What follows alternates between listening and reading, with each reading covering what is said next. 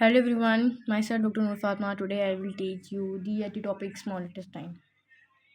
Small intestine में हम सबसे पहले देखेंगे स्मॉल इंटेस्टाइन के बारे में थोड़ा सा उसका इंट्रो जान लेते हैं, उसके पार्ट्स को देखेंगे और कौन कौन से एंजाइम्स ये रिलीज़ करते हैं, कौन कौन से ग्लैंड्स हैं इसके और क्या वो किस किस चीज़ की डाइजेशन में इन्वॉल्व होते हैं इसके एंजाइम्स। तो सबसे पहले तो हम ये देख लेते हैं कि स्मॉल इंटेस्टाइन का जो डायामीटर होता है वो 6 मीटर होता है। लेंथ इसकी 6 मीटर होती है और स्मॉल के डायामीटर के अंदर, और मेजरली डाइजेशन और एब्जॉर्प्शन में इन्वॉल्व होती है स्मॉल इंटेस्टाइन। यानी डाइजेशन जो कुछ पार्टिकल मेजरली तो स्टमक ने डाइजेस्ट कर दी होती है, लेकिन उसके बाद जो कुछ रह गई हो डाइजेशन किसी चीज़ की, तो उसको जो है स्मॉल इंटेस्टाइन कर देती है, डाइजेशन कर देती है, और फिर उसके बाद क्या करती है, ज़्यादातर क्या करती है, ऑब्जॉर्प्शन कर देती है फूड की स्टार्ट, और फिर वो हमारी बॉडी का पार्ट बन जाता है, ब्लड में चल जाता है। अब इसके पार्ट्स की बात करें तो एक ड्यूडिनम है, जीजीनम है और इलियम है। 3 पार्ट्स पे ये बेस करती है। ड्यूडिनम इसका प्रोक्सिमल पार्ट होता है जो कि स्टमक से ही आगे जो है ड्यूडिनम स्टार्ट हो जाता है, और उसके बाद मिडल पार्ट जीजीनम होता है, और डिस्टल पार्ट जो लास्ट पार्ट होता है इसका वो होता है इलियम। अब इंटेस्टाइनल विलाई की बात करें तो उनकी 1 मिलीमीटर होती है और डायमीटर लेस देन 1 मिलीमीटर है। विलाई क्या करती हैं कि एक तो ये जो है डाइजेशन में हेल्प पार्टिसिपेट कर रही हैं। डाइजेशन में किस तरह से पार्टिसिपेट कर रही होती हैं, ये सरफेस एरिया को इन्हेंस कर देती है, जिसकी वजह से फूड की जो एब्जॉर्प्शन होती है वो ज़्यादा हो जाती है, मैक्सिमाइज हो जाती है, और फूड एब्जॉर्प्शन अच्छी हो जाती है सरफेस एरिया बढ़ाने की वजह से, और डाइजेशन में भी हेल्प कर देती है इस तरह से। तो इसकी हाइट 1 मिलीमीटर ही होती है, और साथ ही क्या कहते हैं डायमीटर इसका 1 मिलीमीटर से भी ज़्यादा कम होता है। इंटेरोसाइट सेल्स होते हैं जो विलाई को बनाते हैं, मतलब कि विलाई कोलमनर सेल से बनी होती है, उन सेल्स को कहते हैं इंटेरोसाइट्स। वही इंटेरोसाइट्स जो हैं उन्हीं वही हेयर लाइक प्रोजेक्शन देते हैं जिन्हें हम माइक्रोविलाई कहते हैं। ये भी स्मॉल इंटेस्टाइन में होती हैं। ये भी क्या करती हैं, एब्जॉर्प्शन में पार्टिसिपेट करती हैं, सरफेस एरिया को क्या कर देती हैं, इन्हेंस कर देती है, जिसकी वजह से फूड एब्जॉर्प्शन अच्छे से हो जाती है। इंटेस्टाइनल ग्लैंड्स के अंदर कौन कौन से ग्लैंड्स ये सिक्रीट होते हैं स्मॉल इंटेस्टाइन के, तो ग्लैंड्स कौन कौन से हैं, आर्गेंटाफाइन है, 3 किस्म के ग्लैंड है, आर्गेंटाफाइन है और ग्लोबुलेट्स हैं सेल्स, और पेनिट सेल्स हैं। आर्गेंटाफाइन सेल्स क्या करते हैं, ये इंट्रिंसिक फैक्टर ऑफ कैस्टल को करते हैं, यानी विटामिन B12 की ऑब्जॉर्प्शन करवाएंगे, एरिथ्रोपोइसिस में इंपॉर्टेंट होगा। उसके साथ साथ ग्लोबुलेट सेल्स क्या करते हैं, म्यूकस को सिक्रीट करती हैं, ये एक प्रोटेक्टिव फंक्शन परफॉर्म करेंगी, हम आगे फंक्शंस में देखेंगे। पेनिस सेल जो है साइटोकाइंस और डिफेंसिस को सिक्रीट करते हैं, और ये कौन सा फंक्शन करेंगे, ये डिफेंस सिस्टम फंक्शन जो है परफॉर्म करेंगे। ठीक हो गया। अब हम लोग आगे देखते हैं कि फंक्शन ऑफ सक्कस इंटराइकस है कौन कौन से। तो हमें पता है कि डाइजेशन में कार्बोहाइड्रेट्स, लिपिड्स और प्रोटीन की ही डाइजेशन होनी होती है, और इन्हीं के ही एंजाइम्स रिलीज होते हैं।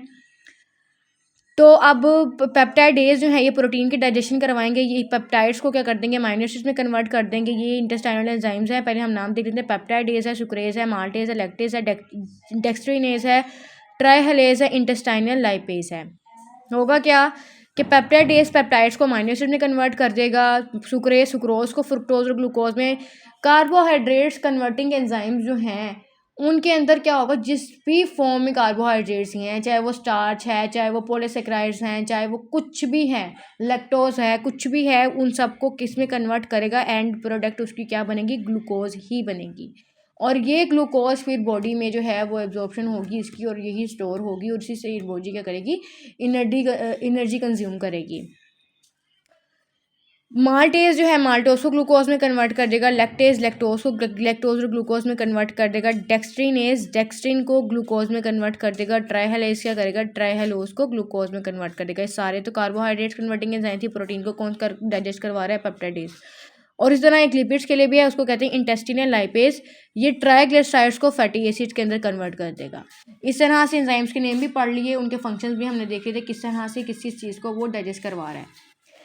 फंक्शन ऑफ स्मॉल इंटेस्टाइन देख लेते हैं कि स्मॉल इंटेस्टाइन का ही फंक्शन क्या है। तो फंक्शन एक तो इसका प्रोटेक्टिव फंक्शन है। प्रोटेक्टिव फंक्शन कैसे है कि म्यूकिन रिलीज हो रहा है, म्यूकिन प्रोटेक्ट करेगा इंटेस्टाइन के लेयर को फ्रॉम हार्श एसिडिक काइंड जो स्टमक से आई थी उससे।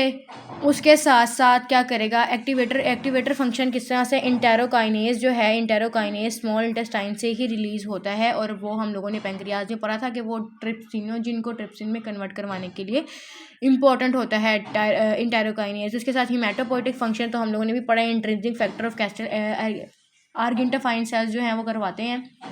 तो विटामिन B12 की जो है वो एब्जॉर्प्शन के लिए इंपॉर्टेंट होता है, क्योंकि यही इसकी एब्जॉर्प्शन किस चीज़ को करवाती है, इरिथ्रोपोइसिस। अगर ये नहीं सही से एब्जॉर्ब होगी तो इरिथ्रोपोइसिस नहीं होगी, सही से RBCs प्रोड्यूस नहीं होंगे, और क्या होगा, पर्नीशियस एनीमिया हो जाएगा। हाइड्रोलाइटिक फंक्शन की बात की जाए तो बहुत से एंजाइम्स जो हैं उनकी एक्टिवेशन और फंक्शनिंग के लिए भी ये जो है इंटेस्टाइन की जो है वो इन्वॉल्व होती है। अब लार्ज इंटेस्टाइन को, अब स्मॉल इंटेस्टाइन तो चलो यहाँ पे ख़त्म हो गया, अब लार्ज इंटेस्टाइन का भी छोटा सा टॉपिक है, उसको भी इसी के साथ ही कवर कर लेते हैं। पहले तो हम लार्ज इंटेस्टाइन को देखेंगे कि कहाँ से कहाँ तक ये फैली हुई है, तो देखेंगे कि एक्सटेंड हुई है इलियोक्सिलिक वॉल्व से लेके एनएस तक ये फैली हुई है, एक्सटेंड की हुई है। पार्ट्स की बात की जाए तो इसके 7 to 8 पार्ट्स हैं, उन पार्ट्स को हम पढ़ते हैं। एक तो सीकम है जिसके साथ अपेंडिक्स अटैच है, असेंडिंग कॉलम है ऊपर की साइड पे जा रहा है, ट्रांसफर कॉलम ये इस साइड्स पे आ गई, डिसेंडिंग कॉलम नीचे की तरफ जा रहा है, सिग्मोइडल कॉलम इस तरह से हो गया, सिग्मोइडल कोलोन है, उसके बाद रेक्टम, और रेक्टम के बाद एनल कनाल, यहाँ तक जो है ये फैली हुई है, एक्सटेंड की हुई है लार्ज इंटेस्टाइन। सिक्रीशंस क्या करती है, स्मॉल इंटेस्टाइन सिक्रीट करती है वाटरी फ्लूइड्स को जिसकी पीएच होती है 8 के अराउंड, 8 के अराउंड है, यानी कि ये है अल्कलाइन। तो ये भी क्या कर रही है कि ये भी न्यूट्रलाइज करेगी एसिडिक जो है जो काइम है वो ये स्टमक से उसको। अब इसके फंक्शन को हम नीचे देख लेते हैं। फंक्शन में न्यूट्रलाइजेशन ऑफ एसिड है, दूसरी बात है lubrication activity. Neutralisation of acid किस तरह से हो रहा है, हमने भी पीएच की बात की, एक तो पीएच इसकी ये, दूसरा ये किसको रिलीज़ करती है, बाइकार्बोनेट्स को रिलीज़ करेगी लार्ज अमाउंट में, वो कर देंगे एसिड्स को न्यूट्रलाइज कर देंगे। दूसरी बात है लुब्रिकेटिंग एक्टिविटी किस वजह से है, तो क्योंकि ये म्यूकिन भी रिलीज़ करती है, यानी हम लोगों ने ग्लोबुलर सेल्स में पढ़ा था उसमें म्यूकस को वो सिक्रीट करती हैं, तो ये जो म्यूकिन है ये प्रोटेक्ट करेगी लार्ज इंटेस्टाइन की जो है कवरिंग को, तो ये प्रोटेक्टिव फंक्शन भी इसका हो गया। अब लार्ज इंटेस्टाइन के फंक्शन की बात करें तो मेजरली इसका फंक्शन एब्जॉर्प्शन के अंदर होता है, एब्जॉर्प्शन करवाएगी हमारे फूड की, जो भी हम लोगों ने फूड पार्टिकल्स जो हैं हम लोगों ने फूड को खाया है उन सबको क्या करेगी, एब्जॉर्ब करेगी, ब्लड के अंदर जो है उनकी पास कर देगी। उसके बाद जो है फॉर्मेशन ऑफ फीसिस, जितना भी वेस्ट प्रोडक्ट रह जाएगा उसको जो बॉडी को नहीं चाहिए होगा उन सबसे क्या बना देगा, फीसिस बना देगा। एक्सीटरी फंक्शन वही उन फीसिस को बॉडी से आउट निकालना है इसने।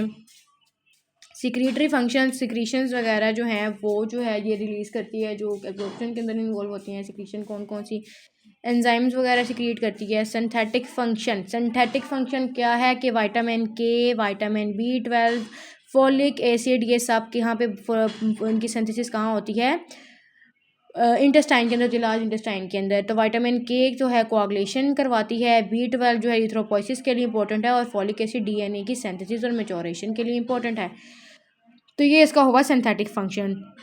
ये आज की वीडियो में हम लोगों ने स्मॉल इंटेस्टाइन और लार्ज इंटेस्टाइन को पढ़ा था।